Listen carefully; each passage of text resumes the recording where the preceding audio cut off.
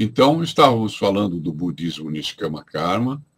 Para quem não sabe, a expressão Niskama Karma significa ação desinteressada. E significa que você deve praticar o budismo na intenção de que você se comunique com as pessoas ao seu redor, faça o seu trabalho, exerça a sua função, sem visar recompensa, ou seja, faça o que é certo fazer, apenas porque isso é certo de ser feito. Sempre lembrando que a palavra disciplina vem do latim disciplinare e significa ensinar algo a si mesmo. Então, independente do que eu diga aqui a vocês, eu só estou apontando um caminho. Quem ensina algo a vocês são vocês mesmos. Então é preciso ter essa consciência que vocês estão se ensinando alguma coisa para que haja realmente um processo de aprendizado. E, por sinal, o aprendizado só existe quando você põe em prática aquilo que aprende. Porque o ouvir um conhecimento é apenas conhecimento, não tem valor. Agora, no momento que você transforma esse conhecimento em prática, você passa a saber. E saber é necessário para que você conquiste a sabedoria. O significado original da palavra sese implica na ideia de treinamento, do foco, da aplicação intensa da energia e não da busca de ganhos individuais e hedonísticos. Para quem não sabe o que é hedonístico, é uma expressão grega que significa você vivenciar os prazeres da vida. O hedonismo é cultivar os prazeres. Mas você pode e deve cumprir com o seu dever, que é o nome de Dharma, né? Fazendo o que precisa ser feito dentro do seu trabalho, da sua profissão, de forma que você faça pelo prazer de fazer. Como dizia Sócrates, a virtude, o dom da virtude é a própria virtude, né? Você não o faz para ganhar méritos, para servir de aplausos, para se orgulhar de si mesmo, e nem para se destacar das demais pessoas. Pelo contrário, você faz aquilo que precisa ser feito porque precisa ser feito. A virtude é a paga da própria virtude. Muito bem. A sese é um ponto de vista compreensivo a respeito do universo, o conceito que tudo está certo e que é correto. Isso é interessante, né? É correto compreender que a sese consiste em ensinar algo a si mesmo. O verdadeiro significado da palavra disciplina. E esse algo a ser aprendido é a ação desinteressada, o Niskama Karma, o fazer porque é preciso ser feito, sem depender de possíveis promessas de recompensas. E é assim que você vai construindo o reto caminho, né? A maneira de proceder que seja ética, que seja moral, e que, de alguma forma, contribua para o bem-estar da sociedade em que você está inserido. As promessas de recompensa, ou as recompensas em si mesmas, elas geram apego, e o apego é a causa do sofrimento. A dor faz parte da vida, não temos como nos eximir da dor. Há um quinhão de dor para todos os seres viventes. Mas o sofrimento é opcional, porque o sofrimento é a maneira como você encara a dor que você sente. E o sofrimento é sempre gerado pelo apego. Se você se liberta do apego, você tem a dor, porque não há como evitar que você tenha de vez em quando alguma dor. Mas você não tem sofrimento, porque você não escolheu isso para si. E o sofrimento é escolha, a dor não. Em última análise, a ascese significa o esforço de esculpir a si mesmo. E o que é isso de esculpir a si mesmo? É você se criar. É você ter autoconhecimento suficiente para descobrir as partes da sua personalidade, do seu cultivo mental, que não estão sendo trabalhadas suficientemente. E aí você se dedica a essas partes para desenvolvê-las e para que você tenha um todo equilibrado. Dedicar-se ao autoaperfeiçoamento, o ensino de si mesmo, a disciplina no sentido literal do termo, que é ensinar algo a si próprio, Isso ajuda a desenvolver aquilo que em sânscrito se diz bhavana, bhavana, bhavana, que é a calma interior, também conhecida pelo nome de samatha, que deu origem à palavra serenidade em português, e que era conhecida como ataraxia entre os filósofos gregos. Muito bem, isso conduz ao conhecimento chamado Vipassana. O budismo apresenta 4 definições sobre a vida, e essas definições, que são conceitos, são denominadas verdades. Todo conhecimento budista pode ser resumido em 4 nobres verdades e a senda reta dos 8 caminhos. As 4 nobres verdades têm o nome de Dharma, e a senda reta dos 8 caminhos, que é uma parte do Dharma, tem o nome de Ashtanga Yana. Yana simbolizando o caminho, e Ashtanga são 3 palavras juntas. Ashta quer dizer 8, Anga quer dizer partes. Então, Ashtanga Yana, o caminho de 8 partes. Agora, aqui um detalhe importante. Essa maneira de se expressar sobre as 4 verdades do Buda, denominando-as as 4 nobres verdades, não está perfeitamente correto, porque a palavra Arya, em sânscrito, não significa nobreza, nem a elite, e sim significa a pessoa desperta. Então, quem pratica o Dharma é a pessoa desperta. Então, não é que se trata de as 4 nobres verdades, e sim as 4 verdades das pessoas que estão despertas, né? E o despertar aqui é você ter consciência suficiente para analisar a si mesmo, para encontrar sua missão de vida e para estar tão atento durante os seus atos do dia a dia que você estará praticando aquilo que não tem tradução em português, mas que é chamado mind. Bom, o meu problema é a memória, né? Eu tenho problemas de memória. Mas é uma presença da consciência na percepção total.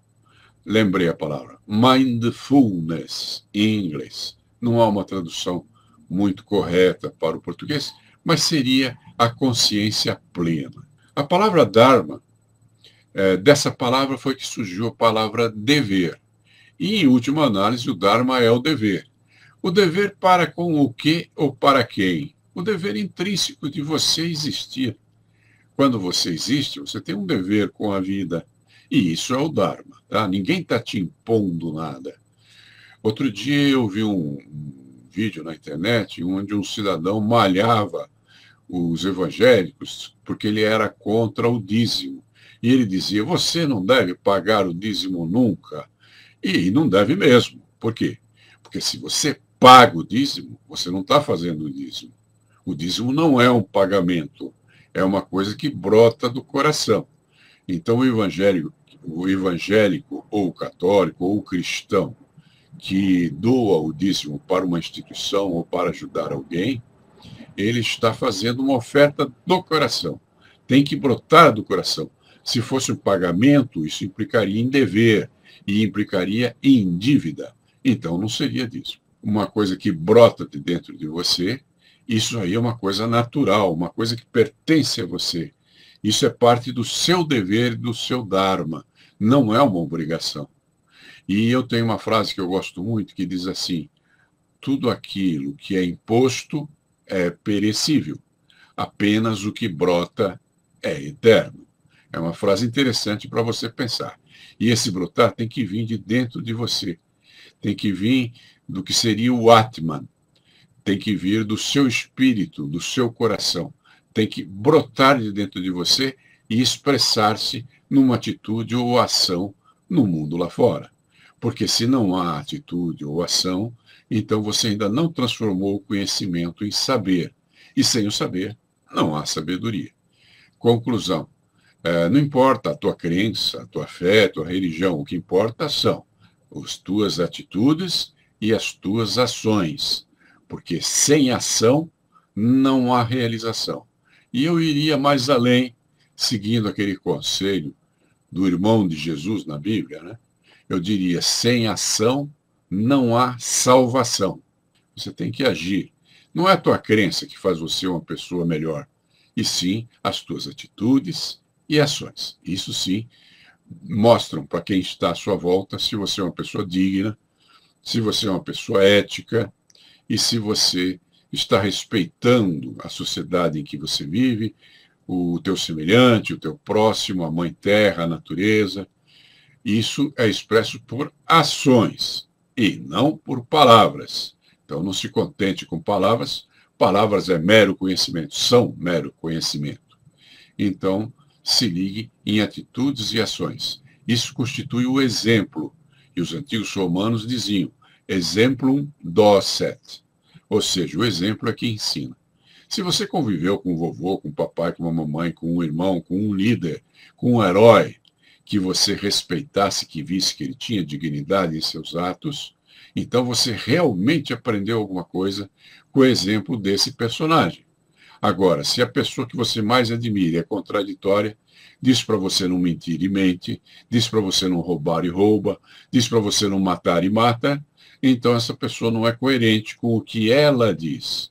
E a coerência só é comprovável se a pessoa adota atitudes e ações compatíveis com aquilo que ela diz. Então, a ideia é reparar nisso. Quais são as atitudes e as ações das pessoas? E não as palavras que elas falam. Porque palavra é símbolo de conhecimento e não de sabedoria. E o velho Natali costumava dizer, e ainda diz, o que você sabe não tem valor algum. O valor está no que você faz com o que sabe.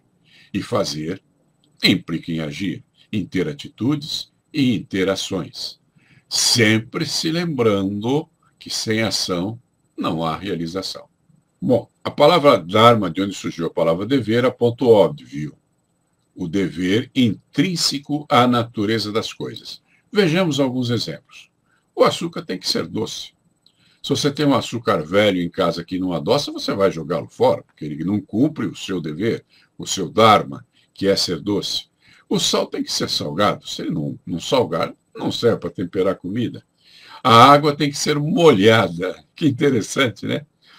Existe mesmo uma água molhada. Se você conversar com um bombeiro, ele vai dizer que tem uma outra água mais específica, que tem adição de algum produto químico, que faz com que ela penetre nas coisas com mais profundidade. Essa água chamada água molhada, por incrível que pareça, existe realmente, é uma água química utilizada para determinados tipos de incêndio que envolvam produtos químicos e que precisem ser apagados com esse tipo de água. Bom, todo animal tem a noção instintiva do que lhe é natural. O homem não. Isso é muito interessante, né?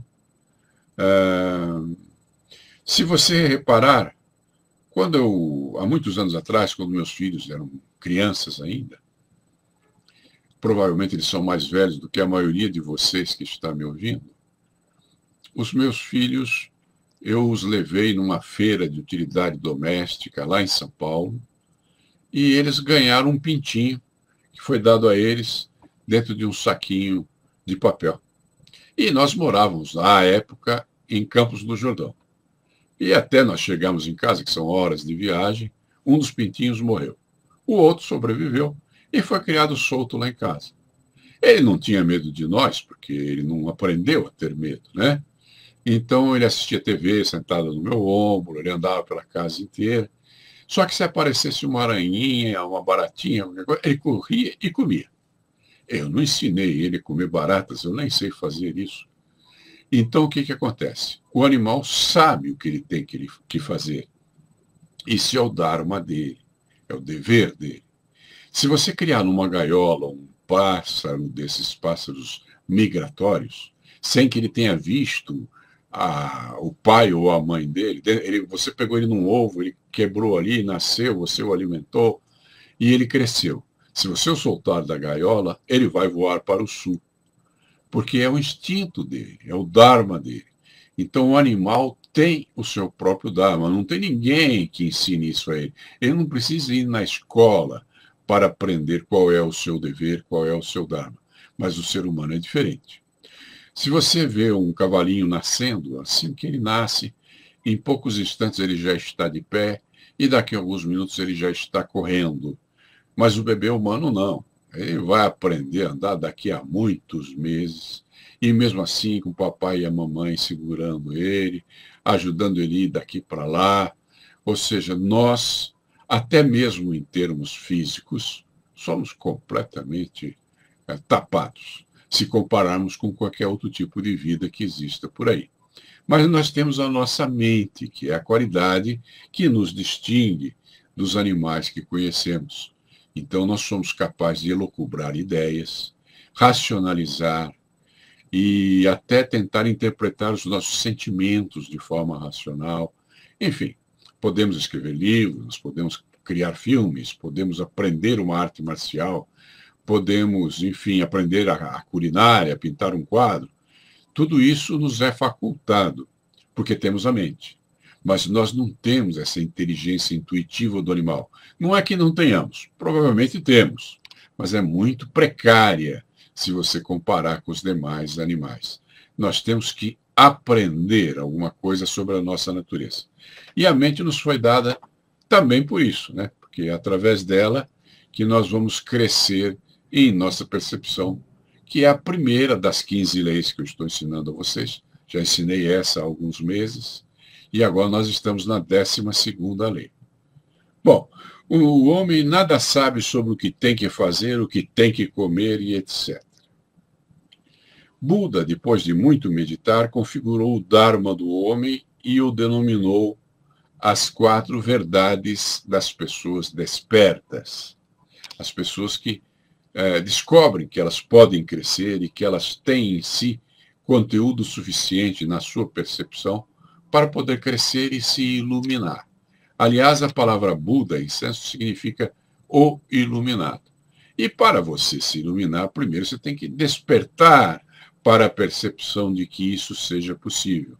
Então, o nome correto não são as 4 nobres verdades, e sim o nome como era originalmente em sânscrito, usando a palavra Arya, que significa pessoas despertas. Então, são as 4 verdades das pessoas despertas.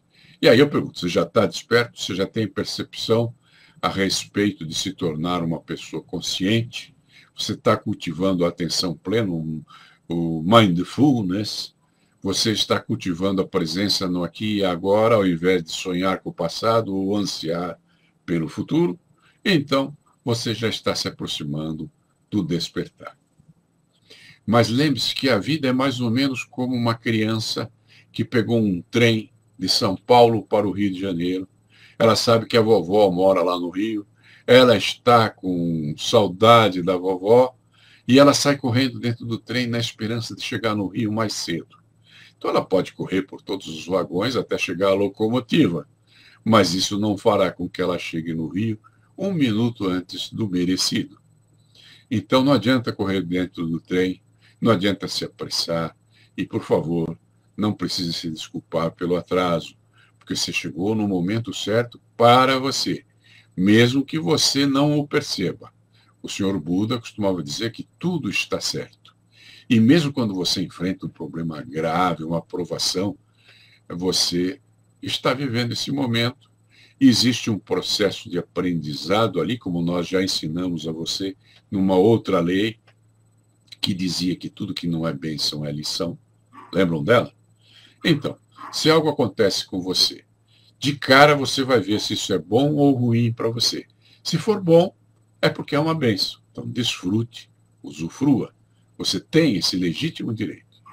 E se não for uma bênção, se não for algo desfrutável e usufruível, então é uma provação que nós chamamos de lição. E se acontece uma lição para você, como está acontecendo para o mundo inteiro agora com o Covid-19, significa que nós temos que parar e refletir. E é evidente que a Mãe Natureza tentou nos fazer parar e refletir de muitas maneiras.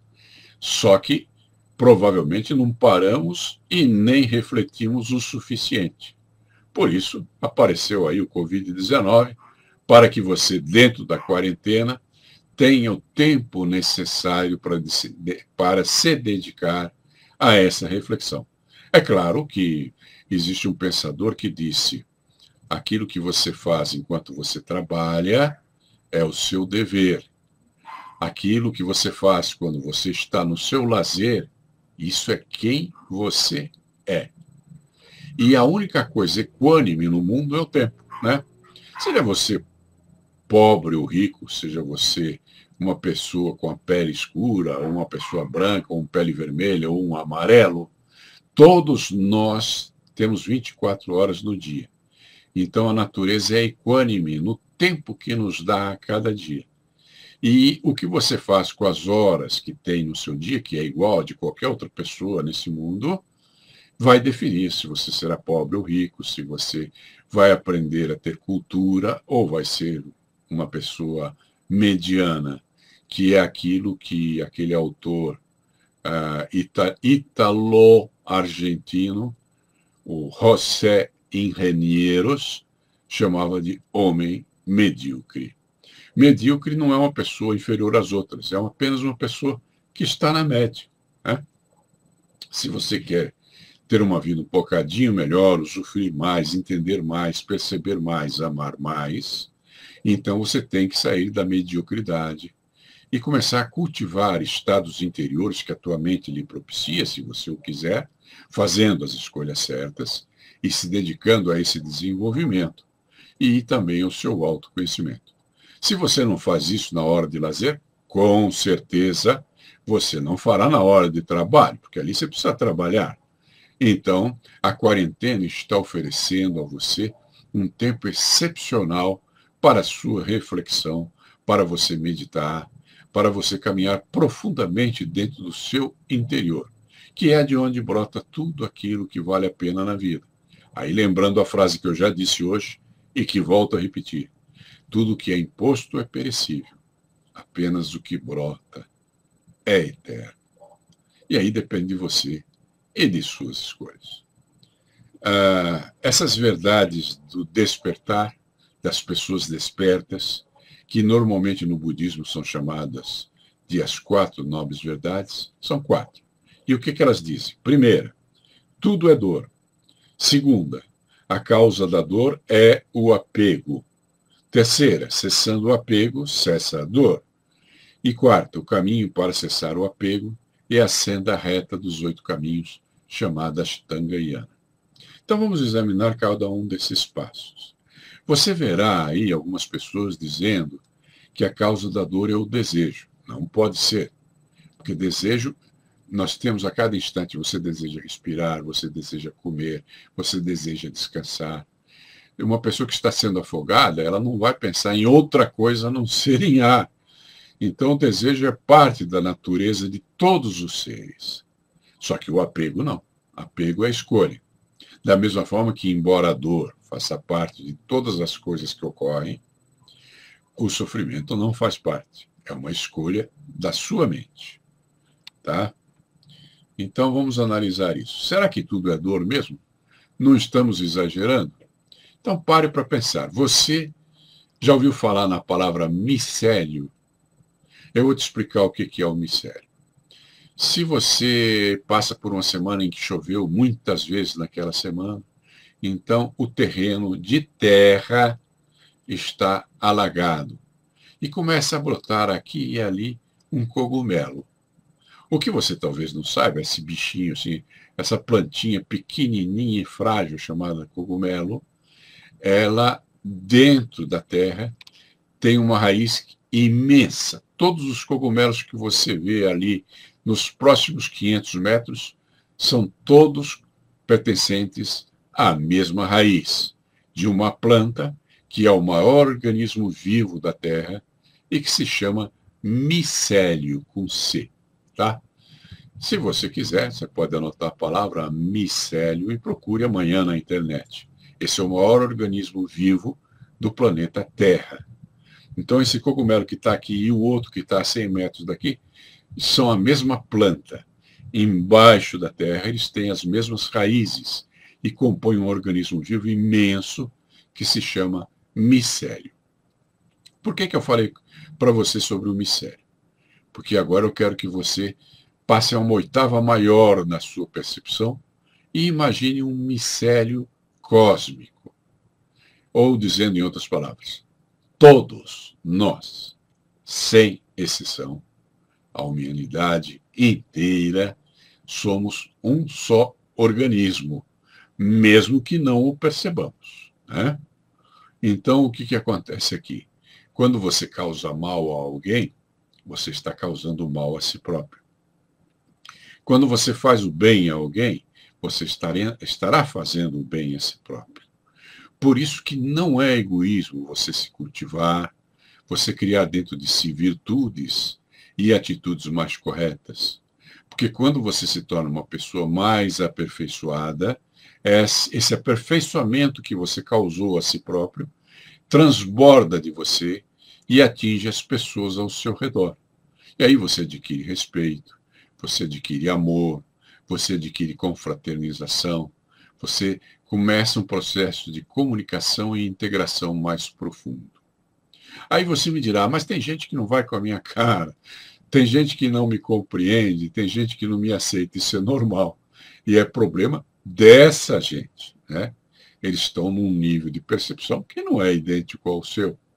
Mas se você se cultivou e tem um nível de percepção mais elaborado, que é a primeira lei das 15 que eu estou ensinando a vocês, é a lei da percepção. Já falamos isso há alguns meses. Nós já estamos na 12ª lei, que é a lei do Dharma, ou do dever. Mas se você cultiva a percepção de uma maneira correta, é óbvio que você vai estar num outro nível de percepção em relação aos demais.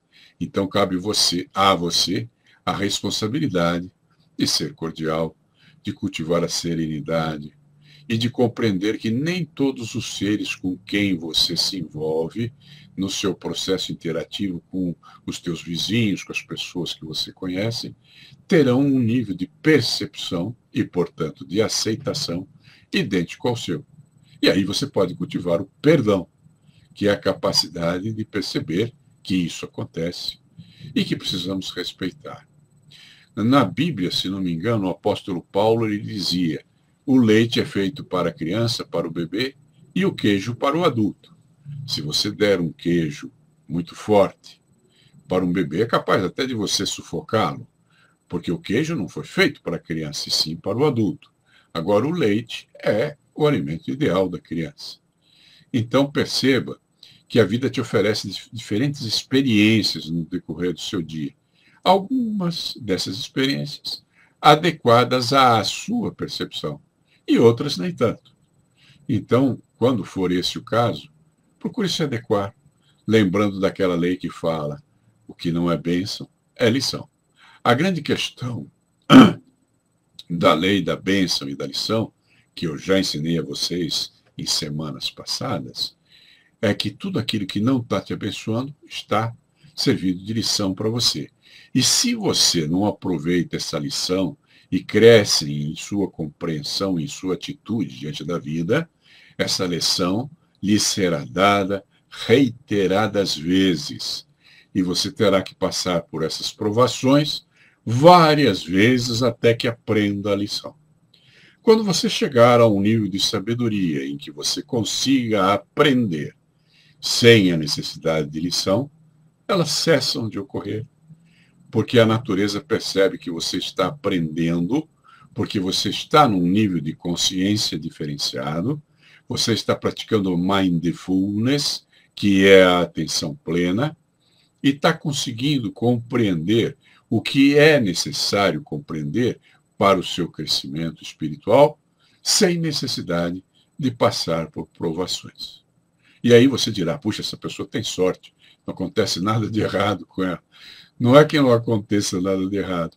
Nunca acontece nada de errado. Tudo que acontece está certo, dizia o Senhor Buda.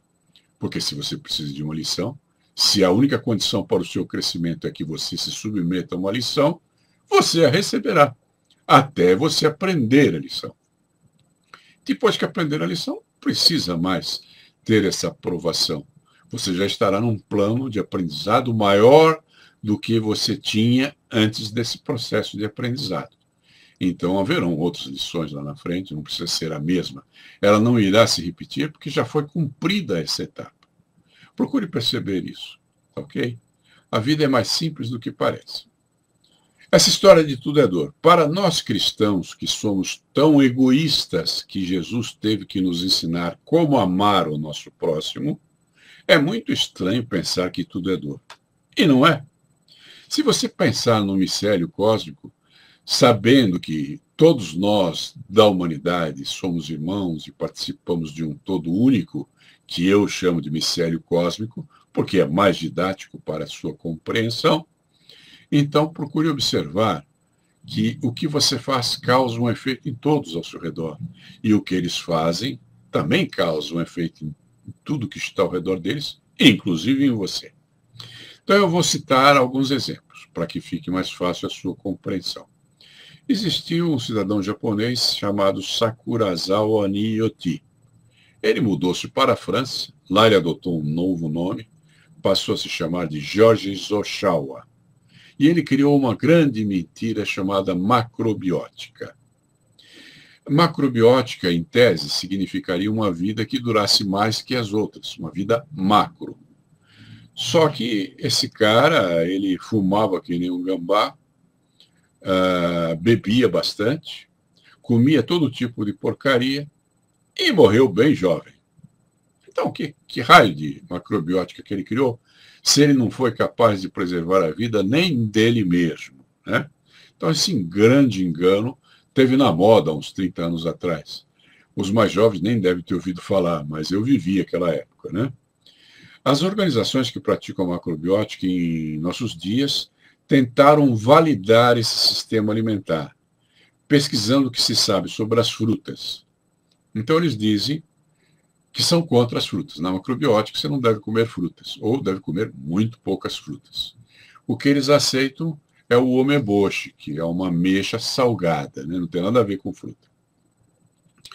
E segundo a pesquisa da macrobiótica, se você pegar toda a safra de laranja do mundo, todas as laranjas que são produzidas nos diferentes países do mundo, parece que o maior produtor é os Estados Unidos, o segundo é o Brasil, todas as safras de laranjas, você terá um determinado número de laranjas.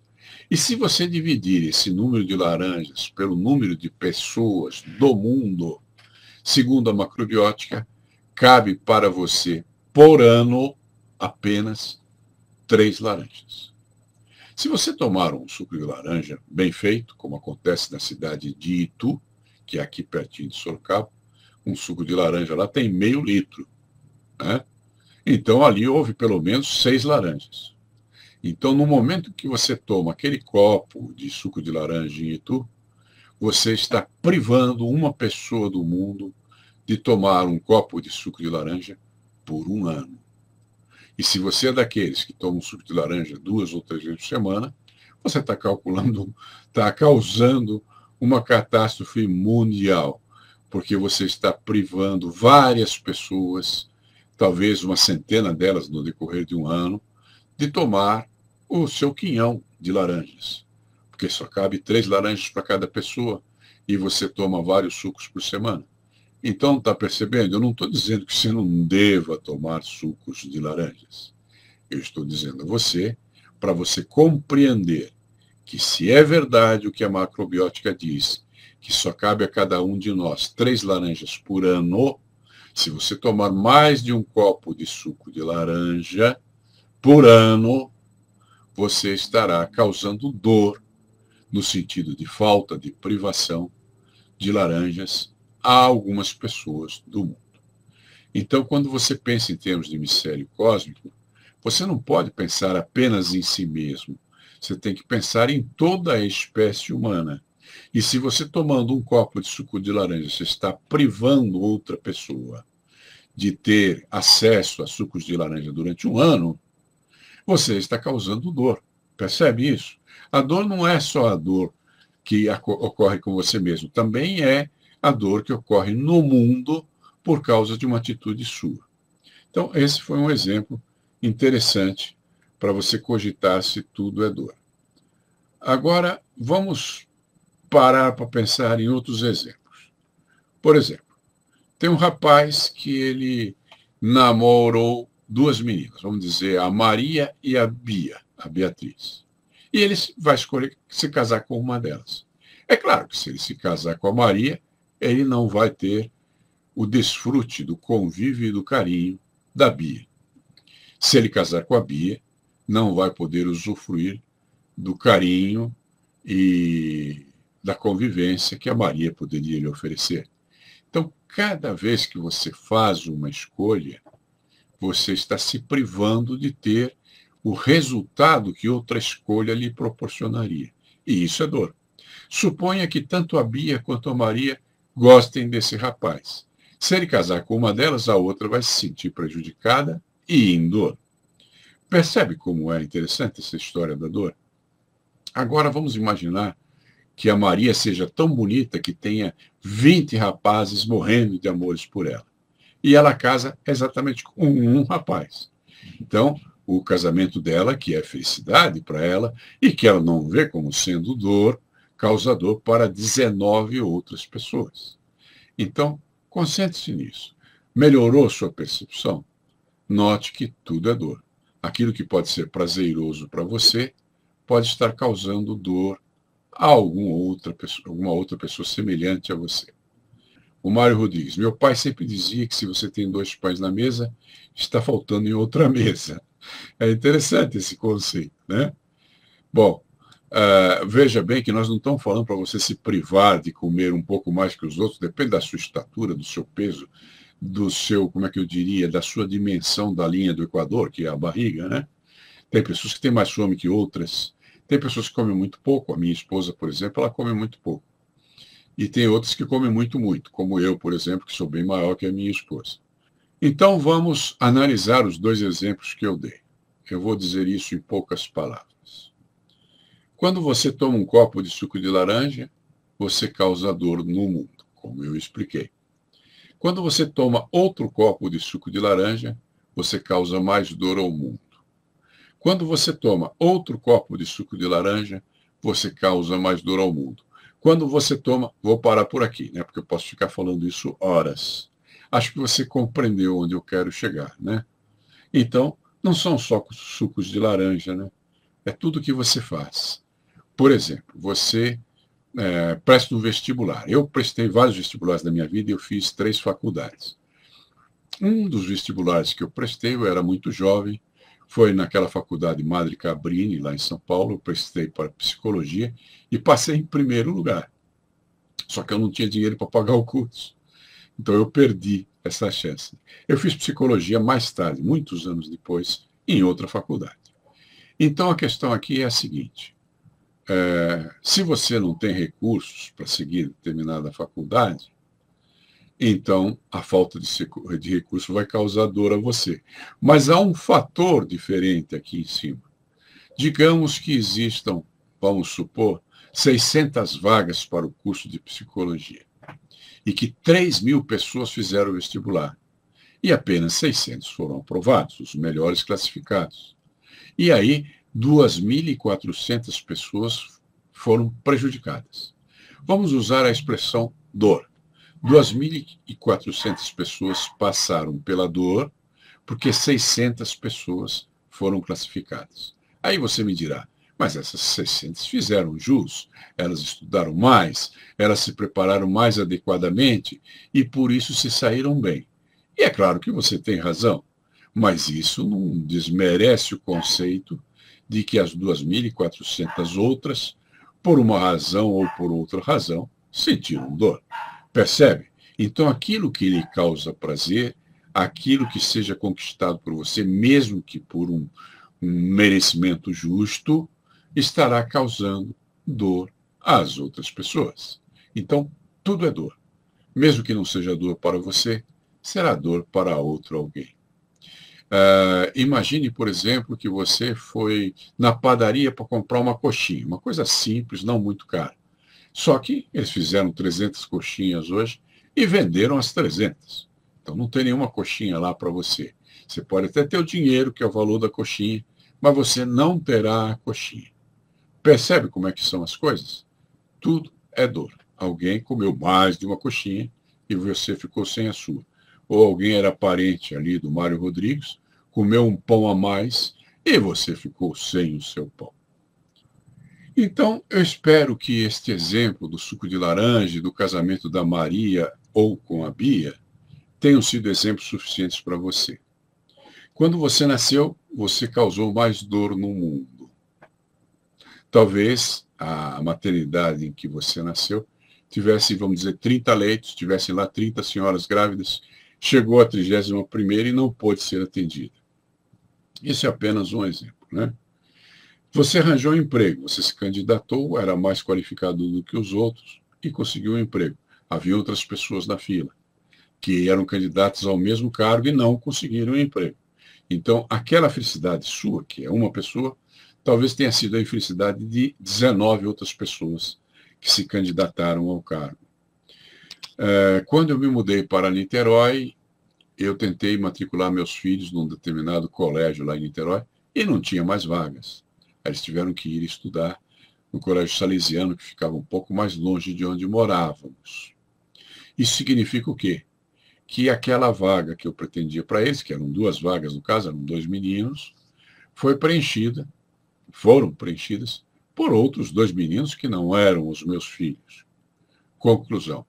Até quando você estuda, quando você cumpre o seu dever, quando se arranja um emprego e se dedica para valer em exercer sua função, outras pessoas não terão tido essa oportunidade.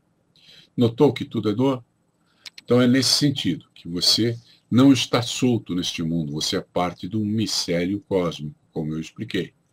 Então, qualquer atitude que você tome, qualquer ação que você realize, isto estará afetando o mundo ao seu redor e poderá eventualmente causar dor a alguém, mesmo que não seja a tua intenção. Vou dar um outro exemplo que aconteceu comigo esta semana. Na segunda-feira, faltou luz aqui na minha casa. Como eu moro num condomínio, eu liguei para a síndica e perguntei por que está faltando luz, a senhora sabe? E ela falou, não está faltando luz, é só na sua casa. Bom, aí eu fui verificar se eu tinha pagado a conta. E é claro, a conta estava paga. Então eu liguei para o meu filho, porque só me restava o celular, né, e a bateria já estava acabando, e pedi para ele verificar para mim o que estava acontecendo. E ele ligou para a empresa que administra energia aqui em Sorocaba, e que se chama CPFL. E ela mandou para cá um caminhão monstro, enorme, com 2 funcionários dentro. E esse caminhão tem aquele braço que leva uma cesta lá para cima. Subiu um rapaz nesse braço, subiu lá para cima, e foi ver o poste. E descobriu que uma pipa empinada por alguma criança tinha, de alguma forma, se enroscado no fio. E ele tirou a pipa de lá e a luz voltou para minha casa. Cada qual foi para o seu canto, eu volto para o meu computador, e quando eu ligo o computador, a partição onde estavam todos os meus cursos, que é o meu trabalho, né, se perdeu. Né? Sobraram centenas de arquivos que não tinham valor para mim, mas aqueles que tinham mais valor, que estavam cursos que eu ainda nem tinha publicado, aulas que eu ainda nem tinha divulgado, originais de livros meus que ainda não tinham sido publicados e que eu não tenho cópia, se perderam para sempre. Isso foi uma provação, ok? Mas causou dor a mim. E o que causou essa dor a mim? Um menino inocente que estava empinando uma pipa. É óbvio que ele não tinha nenhuma intenção de me prejudicar. Não posso condená-lo por isso. Então perceba que coisas que acontecem assim, sem que você tenha intenção, podem estar prejudicando outras pessoas. Conclusão. Não é porque você se inscreveu numa escola que você prejudicou gente que não teve vaga para se inscrever. Não é porque você nasceu que o teu nascimento causou dor nas outras pessoas. Não é sua intenção. Mas o fato é que qualquer coisa que aconteça está influenciando a toda a vida ao seu redor. Porque nós somos partes de um mistério cósmico. Espero que você tenha compreendido essa verdade. Bom, Quando você arranja um emprego, você causa dor ao mundo. Quando você passa no vestibular, você causa dor ao mundo. Quando você se forma, você causa dor ao mundo. Quando você se casa, você causa dor ao mundo. Quando você tem um filho, você causa dor ao mundo. Quando você compra um livro, você causa dor ao mundo. Quando você se matricula em um curso, você causa dor ao mundo. Você teve um filho, você se casou, você comprou um livro, você fez o vestibular, você se formou porque queria magoar o mundo? Claro que não. Só que o ato de viver já exige que haja dor no mundo. Quando você caminha, você mata formas de vida. Quando você respira, você mata formas de vida. Quando você come, você mata formas de vida. Qualquer coisa que você faça ao viver está causando dor. Isso significa que você deva sair por aqui, comprar uma corda e se enforcar? Claro que não. Mas compreenda que o Buda tinha razão nesse particular. Tudo é dor. Ficou mais claro para você? Não é que você tenha a intenção de causar dor, note bem. É que tudo é dor. Não é você que está causando. Mesmo que você seja uma das causas, não é sua intenção causar essa dor. Mas ela existe e não há como negá-la. Ok? A causa da dor é o apego. Por exemplo, aquele moço que casou com a Maria em vez de casar com a Bia. Ora, se eu não gosto nem da Maria nem da Bia, ele não me causa dor nenhum. Percebem? Então vamos a um exemplo mais simples. Um homem fuma. Ele gosta de fumar. Então ele acabou de comprar um maço de cigarro novinho em folha e ele pôs no bolso do seu casaco. Só que ele está andando, atravessando uma praça e ele vê que o cadastro do sapato se desatou. Então ele agacha para dar um nozinho, fazer um laço lá no seu sapato. E nesse momento, por força dele se mover, o maço de cigarro cai do seu bolso e ele não o percebe. Então ele continua caminhando, atravessa a praça, entra num parque do outro lado, continua caminhando. E lá na frente ele quer fumar. Ele enfia a mão no bolso e não acha o maço de cigarros. Então ele sente dor. O que causou a dor nele? Foi perder o maço? Não, porque ele perdeu o maço lá atrás e não sentiu dor nenhuma. O que causou dor a ele foi o apego que ele tem pelo ato de fumar. Lembre-se quando morreu alguma pessoa querida na sua vida. A pessoa morreu, digamos, às 8 da manhã, mas você estava trabalhando, você chegou em casa às 6, é que você foi avisado. Aí você sente aquela dor. Você sentiu a dor porque a pessoa morreu? Não, ela morreu há horas atrás. Você não sabia, não sentiu nada. No momento em que você sabe, o apego, o amor, o desejo, a convivência, a interação com essa pessoa, seja o que for, causou dor a você. Ou seja, o que causa dor não é o fato em si, e sim o apego envolvido nesse fato. Então, o que acontece com aquele cara que perdeu o maço de cigarro? Atrás dele vinha caminhando outro cara e viu um maço de cigarro novinho. Ele não fuma. Ele chutou para o lado, porque para ele não tem valor. E atrás vem vindo outro que fuma. E ele vê o maço de cigarro e, opa, hoje é meu dia de sorte. Achei um maço de cigarro novinho em folha. Então, veja bem, aquele que não fuma passou por ali, chutou o maço para o lado, porque ele não tem apego ao cigarro. Então, ele não sofreu nada. Para ele, aquilo não tem valor nenhum. Se ele for uma pessoa educada, talvez ele pegue aquele maço e no próximo lixo lance fora. Agora, aquele terceiro que veio lá atrás e que também fuma, ele ficou agradado daquilo que ele encontrou, porque ele tem apego ao ato de fumar.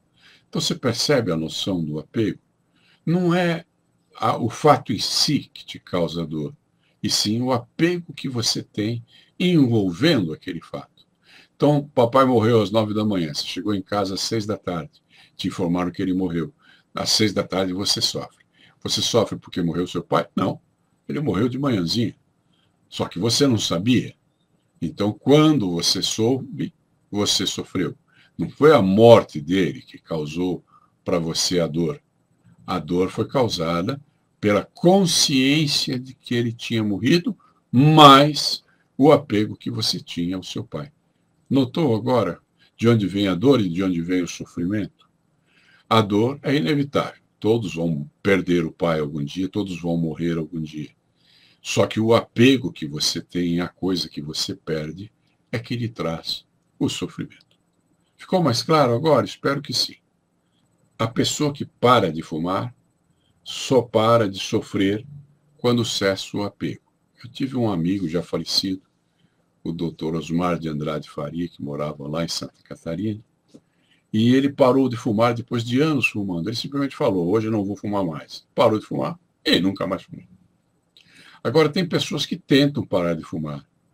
E até me dizem jocosamente, parar de fumar é fácil, eu já parei de fumar centenas de vezes. Isso significa o quê?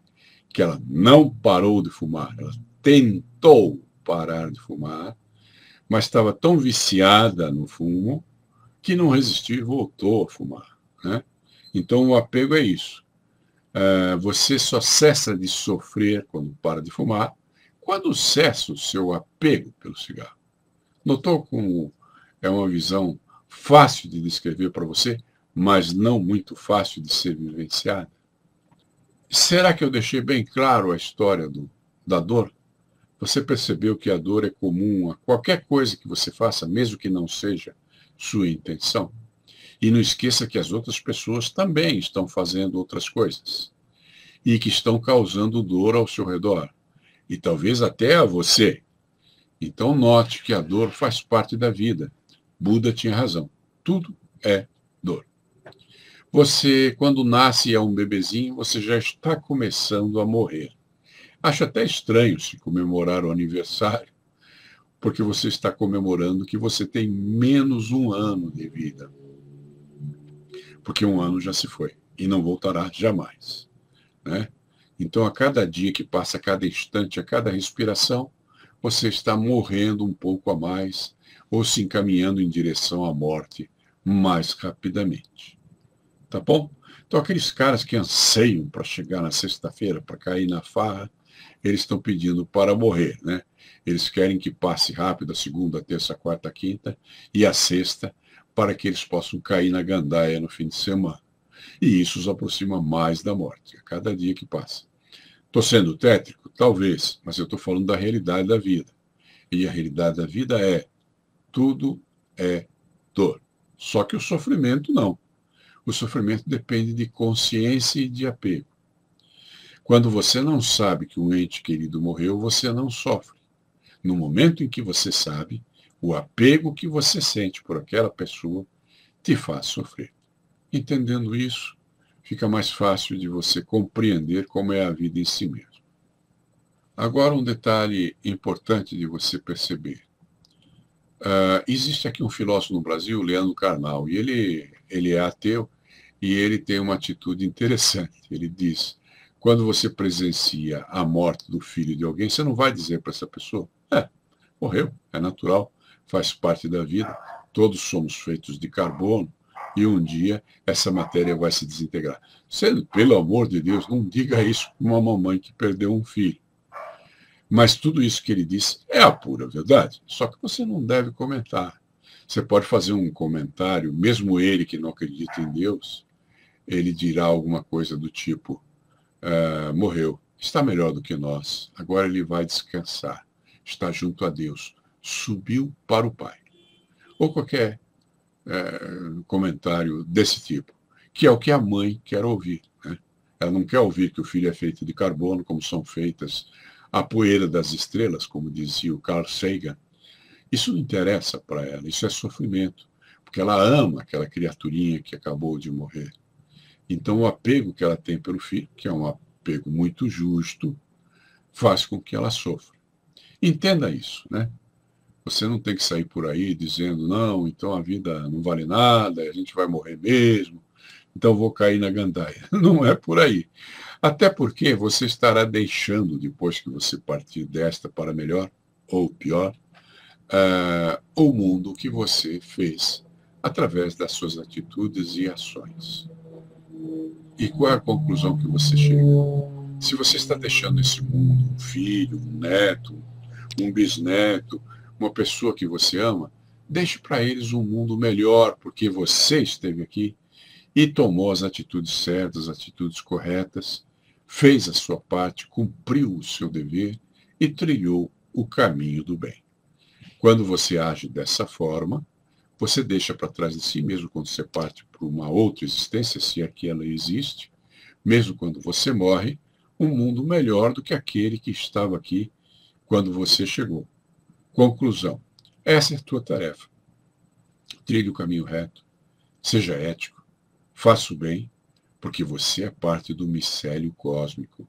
E cada coisa que você faz, cada coisa que você semeia, será feito e colhido, não só por você, como por todas as outras pessoas que trilharam este caminho no mesmo tempo que você. Pegue isso como uma mensagem para o dia de hoje. Estamos chegando ao nosso minuto fatal. E eu cumprimento a vocês, desejo a todos uma boa noite. Muito obrigado pela presença de vocês. Boa noite.